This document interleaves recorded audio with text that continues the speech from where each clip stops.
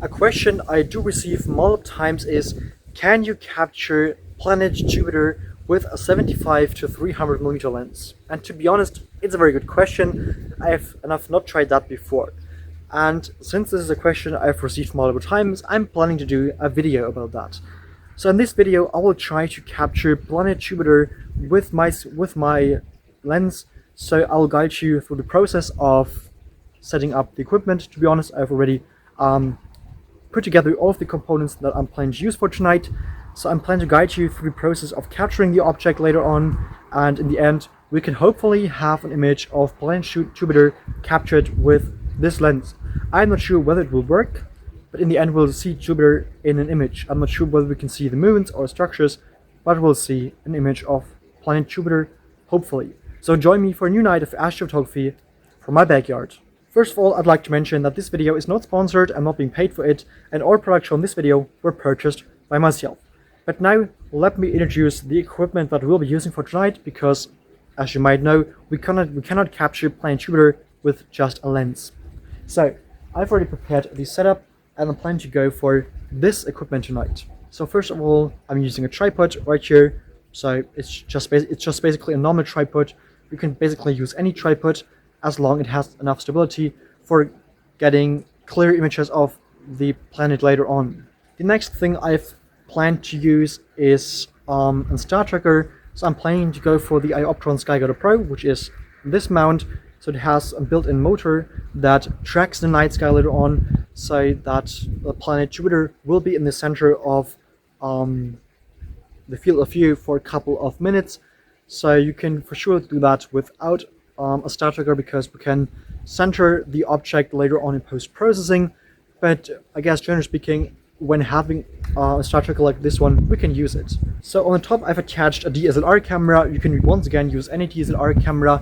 In this case I've decided to go for the Canon EOS 2000D. On the top I've attached the 75 to 300 millimeter lens, which is the lens that this video is all about. For sure we are using the maximum focal length later on of 300 millimeters, and that really helps us to capture hopefully the best image of planet Jupiter.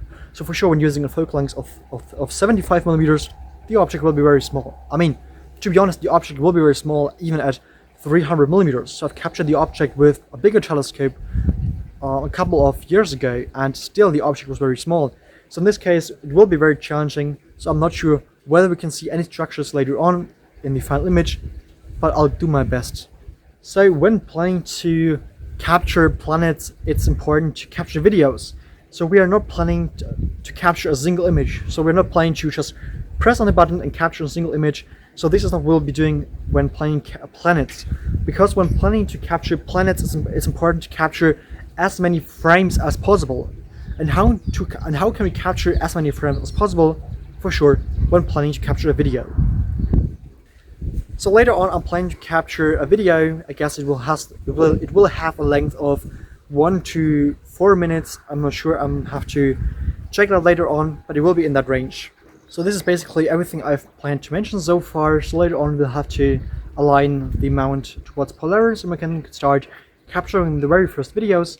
So see you later when capturing, or when planning to capture, planet Jupiter. That night I was able to capture a video of planet Jupiter with the equipment I've mentioned earlier. So right now you can see the video I've captured, and as expected, the planet is very small in the video. I had a lot of problems with focusing the lens because the focus has to be perfect because the object is so small in the video. When cropping the image a bit, you can see that a few points around the planet become visible. And this is not noise, and these are no stars, these are the moons of planet Jupiter. So to be honest, I was pretty surprised that I was actually able to reveal the moons of Jupiter with this lens. So that's definitely quite amazing, seeing the moons of Jupiter with a focal length of only 300 millimeters, so just using a lens. Unfortunately, I was not able to reveal any details on the planet itself, but still I was able to capture the planet and the moons of the planet, so definitely I guess it was a successful night. For sure, as always, for planetary imaging, a longer focal length is definitely recommended, so I've not expected to capture the best images of planet Jupiter with this lens. So it was just a test because a lot of people wished for a video like that, and now I've done that, and I'm pretty happy that I was able to reveal the moons of Jupiter, so definitely this is a successful test. If you have any further questions about the equipment I've used, how I've captured the planet, or general questions, feel free to ask me down below in the comments and I will definitely help you. If you would like to further support me, you can now become a member of my channel. Becoming a member of my channel would really support me, and your support really means a lot to me, and becoming a member of my channel has different advantages for you. If this video was interesting and helpful to you, I would really appreciate a like and a subscription. Otherwise, thank you so much for watching, and until next time, clear skies, Felix.